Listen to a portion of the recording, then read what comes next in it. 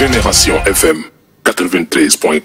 Il est 17h dans nos studios, c'est l'heure du journal. À la présentation, Binta Traoré, cabine technique Tons Dadi.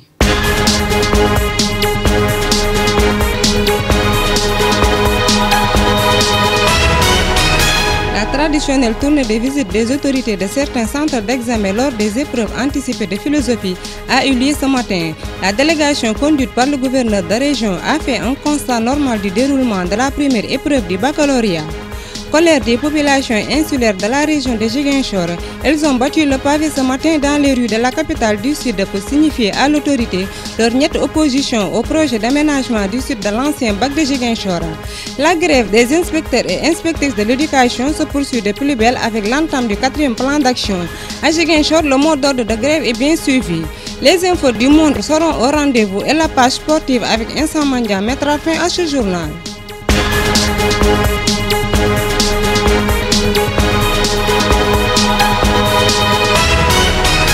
Bonsoir et bienvenue à tous. Comme je vous l'avais dit à l'entame de cette édition, la traditionnelle tournée de visite des autorités de certains centres d'examen lors des épreuves anticipées de philosophie a eu lieu ce matin. La délégation conduite par le gouverneur de région a fait un constat normal du déroulement de la première épreuve du baccalauréat. Mbaye Dione a laissé entendre que le dispositif mis en place permet une bonne organisation des examens.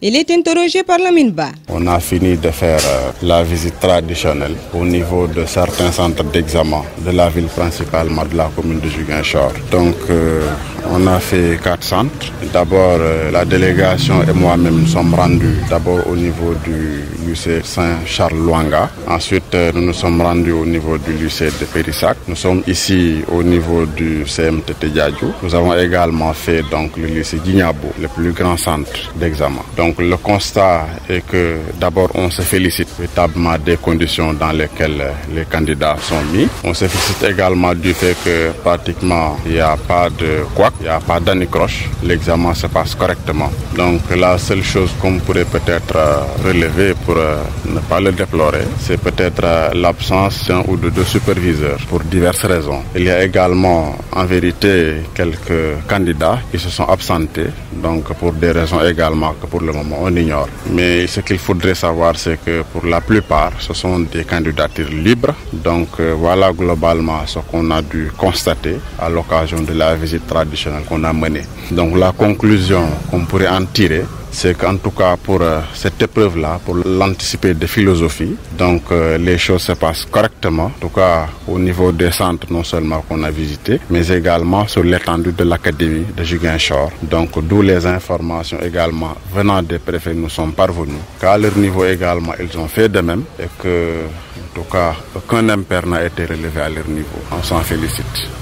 À son tour, l'inspecteur d'académie s'est lui aussi félicité de la bonne organisation des épreuves anticipées de philosophie. Siaka Goudiaby relève tout de même un nombre élevé d'absents chez les candidats libres. Siaka Goudiaby est avec Lamine Ba. Nous avons un total de 36 centres et sur 46 jurys au total. L'effectif global en termes de candidats tourne autour de 13 395. Ils sont répartis entre 9 élèves pour la série S1.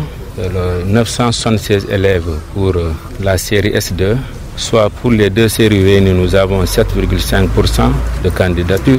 Pour les séries L réunies, nous avons 12 333 candidats. Pour le reste, donc, ce qu'on peut dire, ce sont des constats très rassurants. D'abord, les conditions d'examen sont vraiment très favorables. Nous avons aussi noté que les membres de ces jurys ou de ces centres sont tous en place. On a trouvé sur place tous les chefs de centre présents avec leurs différents collaborateurs. Les superviseurs, ils sont également là, à part un seul superviseur dont on a remarqué l'absence au niveau du jury du centre du lycée Saint-Charles-Luanga de Ziguinchor. Les surveillants, ils sont massivement présents. Alors, l'ensemble des surveillants qui ont été commis aux tâches de surveillance, ils sont venus à l'heure, ce qui a permis de positionner au moins 2 surveillants par salle. Par endroit même, nous avons noté 3 surveillants, voire 4 par salle. Ce qui permet de dire que franchement, pour la session de 2018 relativement au bac, les conditions sont parfaitement réunies. Nous osons espérer que les instructions également qui sont données relativement à la fiabilité, à la sécurisation de l'examen seront bien mises en œuvre, notamment l'interdiction de l'utilisation du téléphone portable par les surveillants, également par les élèves. Nous avons remarqué le nombre d'absents qui est un peu élevé. Qu'est-ce qui explique cela? Alors, on a noté par endroit un nombre assez élevé, assez important de candidats, mais ils sont surtout des candidats libres. Parmi ceux du public notés absents, vraiment les absents ne sont pas nombreux à ce niveau. Bon, les raisons, elles sont diverses d'après les dires des chefs de centre. La grève des inspecteurs et inspectrices de l'éducation se poursuit de plus belle avec l'entame du 4e plan d'action.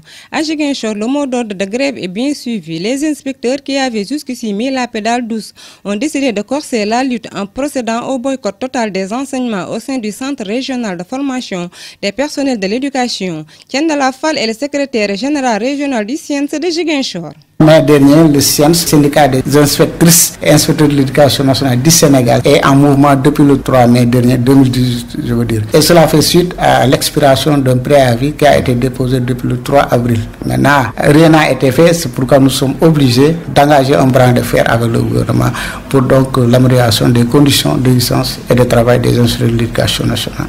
À Ziguinchor, est-ce que le mot d'ordre est bien suivi? Oui, le mot d'ordre est bien suivi. Aujourd'hui, nous sommes au 4e plan d'action. Les activités qu'il faut geler, ce n'est pas une grève en tant que telle, c'est on observe un gel d'un certain nombre d'activités, c'est-à-dire au niveau des CRPS. La nouveauté, c'est l'arrêt définitif des cours, c'est-à-dire une grève totale. Donc depuis lundi, au niveau des CRPS, les camarades sont en train d'observer une grève totale le lundi, mardi et mercredi dernier, c'est-à-dire le 26, 27 et 28. Maintenant, cette grève sera reconduite les 5, 6 et 7 juillet prochain. Au niveau du CRP, vous n'êtes pas sans savoir que les élèves maîtres sont en formation continue. Et là, je pense que ça constitue un véritable blocage. Les cours ne seront pas normalement. Il y aura donc un dysfonctionnement et cela sera un préjudice au niveau des élèves maîtres qui sont en train de suivre leur formation.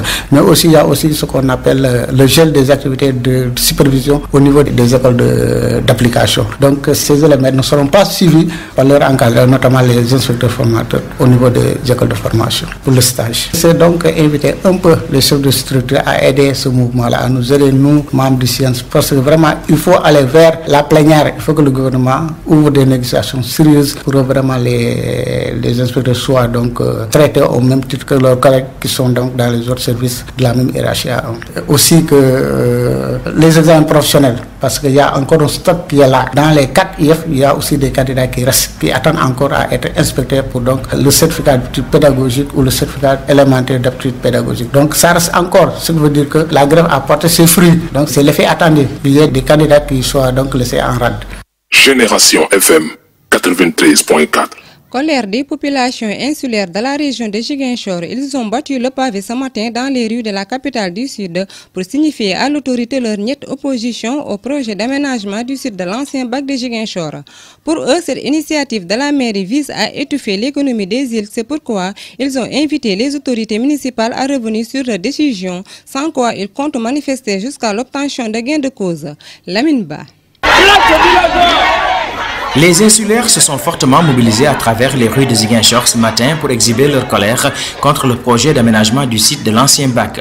Ils voient en cette décision de la mairie une volonté de tuer l'économie des îles. Mamoud Lamine Diba, porte-parole des populations insulaires. Contre ce projet de déguerpissement de la municipalité de Ziguinchor qui veut déguerpir ces villageois pour installer un projet que jusque-là nous n'avons pas encore vraiment vu la feuille qui nous montre réellement que c'est ça le projet. Parce que de gauche à droite, à travers les déclarations des collaborateurs du maire et qui nous disent qu'ils veulent installer là-bas une buvette, des points Wi-Fi et des écrans plats. Je pense que la jeunesse de Ziguinchor n'a pas besoin de ça aujourd'hui. Sans ce site de débarquement et d'embarquement, c'est l'économie rurale qui sera complètement à genoux. Parce qu'à travers ce site, les populations villageoises évacuent leurs marchandises, évacuent les malades et viennent aussi pour pouvoir régler leurs problèmes à travers les services qui sont là dans la ville de Ziguinchor et qui n'existent pas en milieu rural. Et donc aujourd'hui, je pense que si tu veux installer un projet quelque part, au préalable, il faut discuter avec la population concernée. Mais la municipalité de Ziguinchor ne l'a pas fait. Les insulaires de la région de Ziguinchor demandent à la mairie de revenir sur sa décision de leur priver d'un site où ils peuvent exercer exercer des activités génératrices de revenus. Ce que nous demandons, c'est qu'ils nous laissent à l'ancien bac, qu'ils nous laissent continuer à exploiter l'ancien bac. Maintenant, s'ils peuvent, ils n'ont qu'à aménager correctement l'ancien bac pour que la population villageoise et la population insulaire continuent à exploiter ce site. Un mémorandum dans lequel toutes ces difficultés ont été consignées a été remis au préfet de Ziguinchor qui, à son tour, s'est engagé à le transmettre à qui de droit. Lamine Ba, les populations de la commune de Diembéring dans le département d'Oussouye ont battu le macadam ce jeudi pour, disent-elles, dénoncer avec vigueur la situation que traverse la station balnéaire où notamment le tourisme est très affecté par la fermeture de plusieurs hôtels. Cette forte mobilisation populaire avec des femmes et des hommes bien déterminés venus des localités de la collectivité locale et du département a été une occasion pour déplorer le comportement du promoteur hôtelier Racine Sy accusé de torpiller le tourisme en Casamance. Babacar Bernard Diatta est le coordonnateur de la marche. Nous voulons alerter le président de la République de ce qui se passe dans la communauté rurale de Diembéring, particulièrement dans Cap Skirring. Ça fait plus de 10 à 15 ans que les hôtels sont fermés. Et que nous voyons aujourd'hui, nous nous rendons compte que le président a pris des mesures pour accompagner le tourisme en Cap Skirring. Malheureusement, il y a quelqu'un qui obère tous les potentiels potentialités que nous avons dans la commune de Diembéring, qui est Mamadou Racine Sy, le patron du Sénégal Hôtel. Pendant des années, il a repris les hôtels quand ça n'allait pas bien. En fait, il n'est pas le premier locataire. Il y avait des Occidentaux qui ont construit, il y en avait deux avant lui. Malheureusement, l'événement qui s'est passé en 92, le 26 octobre 92, les Occidentaux sont partis quand le Cap a été attaqué. 92, 94, 93, il y avait la saison morte ou blanche, on peut l'appeler comme l'on veut. Et l'année suivante, la saison prochaine, c'est là où Racine Sy est venu, avec le Sénégal Hôtel, reprendre les hôtels. Ça allait bien, ce qui était incroyable. Et 2 ou 3, 4 ans après, il nous parle de la guerre en Casamance. Je pense que s'il y a quelqu'un qui a bénéficié de cette guerre, s'il y en a deux, c'est le premier. Parce qu'au moins, c'est à cause de cette guerre qu'il a eu ces hôtels. Alors je comprends très mal comment il faut se plaindre de la guerre en Casamance sous prétexte pour fermer ces hôtels-là, qui sont l'hôtel Cabros, le Royal Cap, Savannah, le Nema et le Khadjor. Le pire, c'est qu'il a récupéré, les hôtels se trouvent dans les meilleurs sites de la zone. À part le Club Med, tu as au Savannah CNB, l'hôtel Cabros, c'est extraordinaire, le Savannah n'en parlons pas et le Royal Cap. Donc nous ne pouvons pas comprendre que la plus grande chaîne hôtelière soit gérée par un Sénégalais et c'est là où ça ne va pas. Nous l'avons demandé de nous arbitrer, que c'est lui à qui le Sénégal a eu confiance, c'est à lui que nous faisons confiance. Et nous voudrions au moins de le faire raisonner, parce que c'est pas possible que tu prends en otage toute une population. Parce qu'on dit qu'il y a la paix en Casamance. Est-ce que la paix veut dire l'absence de la guerre, des armes? Non, quand on n'a rien à manger, c'est encore pire que la guerre. Parce que quand les armes pètent, tu n'as pas envie de manger. Mais quand tu as un calme et que tu as le ventre creux, l'estomac au talon, il n'y a pas plus dangereux que ça. Tu te réveilles le matin, tu n'as pas de quoi donner à tes enfants, tu préférerais qu'il y ait une guerre parce que tu auras au moins une excuse pour dire à mes enfants, je ne peux pas vous nourrir parce qu'il y a la guerre. C'est pas les hôtels, ouvrir les hôtels, c'est de céder les sites, parce que c'est devenu une ruine, c'est de céder les sites. Il y a des promoteurs Vinci qui sont venus visiter. Le grand patron de Vinci est venu même visiter. Et au moment où on nous dit les droits réels appartiennent à l'État sénégalais, quelques moments après, il y a un document qui sort qui dit que le passif appartient à Racine Sy. Essayer de mettre, je ne sais pas, les pots de banane sur la route de Vinci. Et ces grands investisseurs, en principe, quand c'est pas clair, il y a de l'ambiguïté, ils s'en vont. Le président de la République doit prendre toutes ses responsabilités à soutenir le Haut Conseil des collectivités territoriales Andoulouis Pascal Echemba qui a participé à la marche aux côtés de plusieurs personnalités politiques de la localité. Je vous propose de suivre ses propos. On doit prendre ses responsabilités. Nous sommes dans une république. C'est lui le président. Les populations sont fatiguées, les gens demandent la réouverture des hôtels. Il n'a qu'à ouvrir les hôtels. Surtout qu'il y a des gens qui sont là, qui sont prêts à investir. Ils sont venus avec beaucoup d'argent, ils sont prêts à investir. Il n'a qu'à ouvrir les hôtels, libérer l'espace pour que ces gens-là puissent s'installer, faire du profit, mais également pouvoir permettre à l'économie locale de tourner. Et c'est pour ça qu'on est venu.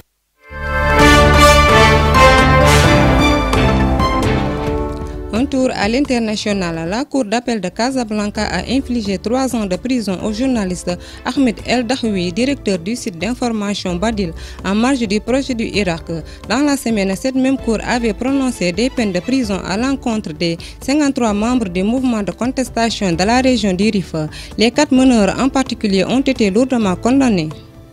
Un premier tour le 7 novembre, puis un éventuel second le 19 décembre. Le premier ministre malgache Christian Nassai a mis fin au suspens le vendredi 29 juin avec l'annonce des dates du scrutin présidentiel. Le calendrier fixé est conforme à la proposition de la Commission électorale nationale indépendante. Au Tchad, le gouvernement s'inquiète de la situation sécuritaire en Libye où sont présents des mercenaires du Tchad. Dans un communiqué, le gouvernement attire ainsi l'attention de la communauté internationale sur la pratique récurrente du mercenariat dans cette crise libyenne et le développement du trafic de drogue, des armes et des êtres humains. Aucun groupe n'est nommé précisément, mais le Front pour l'alternance et la concorde du Tchad se sent visé et demande prendre part à la guerre de Libye. En Irak, 13 personnes jugées coupables de terrorisme ont été exécutées jeudi 28 juin, après que le Premier ministre a ordonné l'exécution immédiate des 300 hommes et femmes condamnés à mort pour appartenance à l'organisation État islamique. Une réaction de l'assassinat des 8 Irakiens par l'État islamique un an après avoir annoncé triomphalement sa victoire contre le groupe terroriste. Le Premier ministre sortant peine à conserver la même popularité dans sa gestion de l'après-guerre. C'en est tout pour la page internationale. La page sportive tout de suite avec Insa Mandian.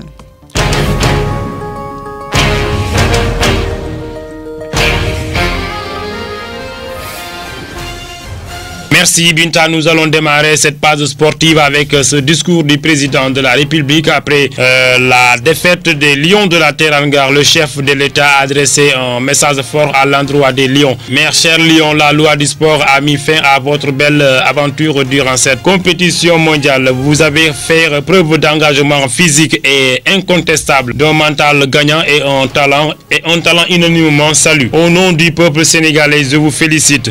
Il a aussi salué tous les membres de la fédération, du staff technique, mais aussi la 12e Gaïndé et Ali Kaza. Je vous rappelle que le Lion du Sénégal prendra départ à la Russie à 18h pour rallier Dakar. Donc après cette belle phase des poules, on revient au classement des buteurs de cette compétition. Harry Kane occupe toujours la première place avec 5 réalisations. Lukaku et Cristiano Ronaldo avec 4 réalisations chacun. Diego Costa et le Russe Dani Tcherichev avec 3 réalisations chacun. Le meilleur attaque de cette phase de poule revient à la Belgique avec 9 buts. Désormais, Binta, on connaît les affiches des 8e de finale samedi à partir de 14h. La France fera face à l'Argentine à 18h. L'Uruguay fera face au Portugal.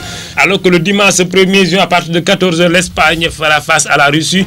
La Croatie cherchera à dévier le Danemark. Lundi le 2 juillet à partir de 14h, le Brésil fera face au Mexique à partir de 18h. La Belgique fera face au Japon. Le mardi 3 juillet à partir de 14h, la Suède fera face à la Suisse à partir de 18h. La Colombie affrontera l'Angleterre. Et Binta, c'est tout pour cette page sportive. Merci Insa Mandian. C'en est tout pour ce soir. Tout de suite, le rappel des titres.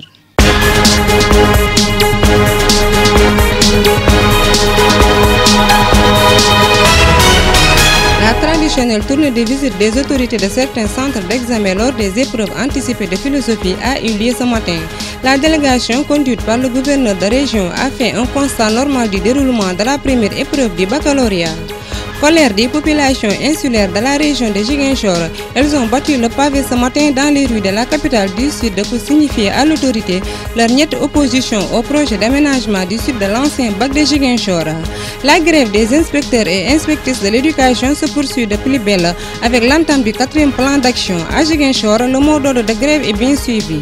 Les infos du monde étaient au rendez-vous et la page sportive avec Insa Mandian a mis fin à ce journal présenté par Binta Traoré. Tonsdali a assuré la partie technique. Excellente suite de nos programmes sur la Génération FM 93.4.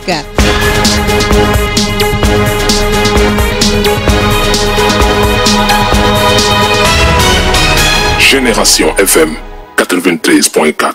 Génération